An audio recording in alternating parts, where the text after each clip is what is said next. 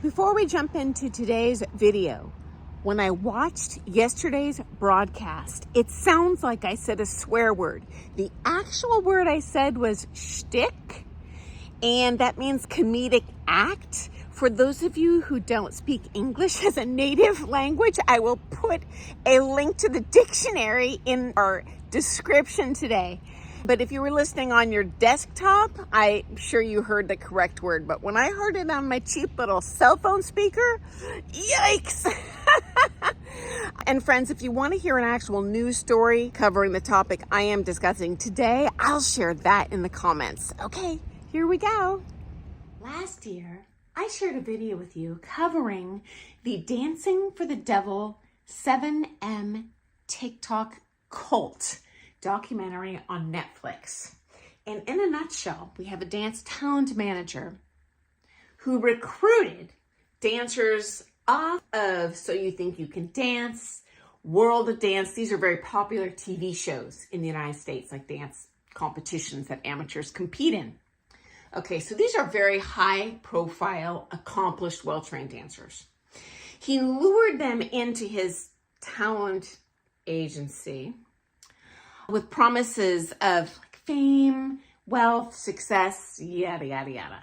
Well, when he got them in his clutches, he exerts this extremely high control lifestyle for them, where he controls not only their dancing, but where they live, what they eat. They are churning in money, but guess what?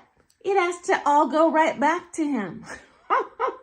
He triangulates them against their friends and family. So the family members of people currently in this cult were all complaining in this documentary that they weren't even allowed to talk to their kids or brother or sister on the phone. And sadly, guys, I have seen this in the ballroom dance world.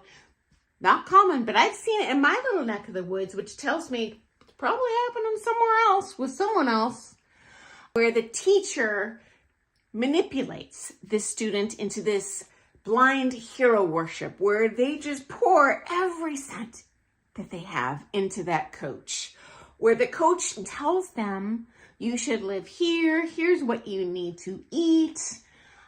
And I've even seen them triangulate students against friends and family. Anyway, fast forward. Okay, put your seatbelts on, guys. This weekend, the FBI raided this dude's property, rammed through the front gates, metal gates, took into custody the wife of the lawyer of this guy. I don't know what she was doing in the house. The son of this guy. Again, not just led them out gently to have a conversation, but in like plastic zip ties that look like handcuffs.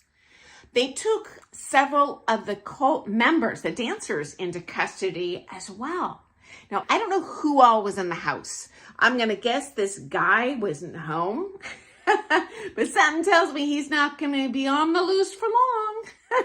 Because in addition to the accusations made in that documentary of manipulation and abuse, now add to that list, thanks to law enforcement, human trafficking of the female dancers, money laundering, and fraud. Now, I haven't seen money laundering that I know of in the dance world, but I'll tell you this. I have had a pro tell me when I tried to pay in a check, oh, it is a professional courtesy to always pay in cash. Okay, whatever, dude.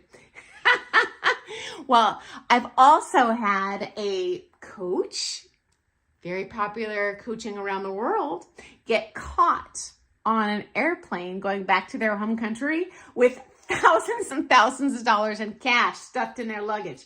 Now, friends, I don't think it's illegal to travel with cash, but they have this form you need to fill out to prevent money laundering, I suspect, where if you bring in over a certain amount of cash to any country, you got to write it on the form.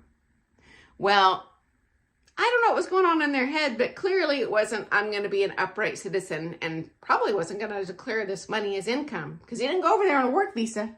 Anyway, got caught. I don't know how they scanned the luggage or whatever, but they found it. And they had to haul him into this little interrogation room and read him the riot act. I don't know what the consequences ultimately were. Certainly he didn't go to jail, but something tells me he's on some sort of watch list. Probably not going to try that monkey business again. You know, pro dancers, I would suggest doing things on the up and up. I don't think it would be worth the stress. If the IRS audited me, I would be so stressed out, and I'm going as a whistle. I can only imagine if you've got all sorts of shady stuff going on. All I can say is if you play bad games, expect bad prizes. Okay, I look forward to seeing you first thing tomorrow morning for some more things ballroom dance. Have an awesome day. Happy dancing. Bye, guys.